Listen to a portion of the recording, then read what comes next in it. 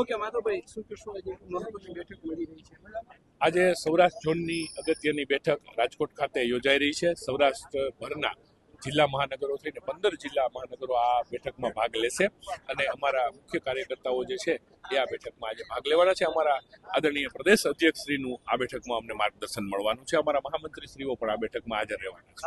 આવતી ચૂંટણીને લઈને અમારી કોઈ પણ બેઠક તમામ પ્રકારના સંગઠનાત્મક કાર્યક્રમો અને હાલ ચૂંટણીનો માહોલ પણ ચાલી રહ્યો છે, ત્યારે સ્વાભાવિક છે કે એ વાતો પણ થશે.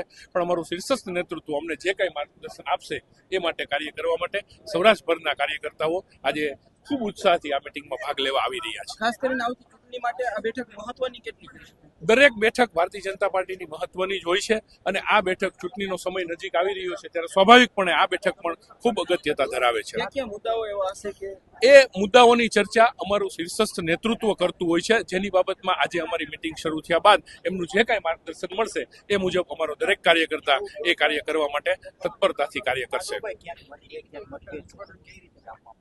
જરા પણ મનભેદ કે મતભેદ નથી. ભારતીય જનતા પાર્ટી ભાજપ પરિવાર છે અને કોઈ પણ પ્રકારની આવી વાત છે નહીં અને અત્યારે ખૂબ ઉત્સાહથી અમારા કાર્યકર્તાઓ આ મિટિંગમાં ભાગ લઈ રહ્યા છે.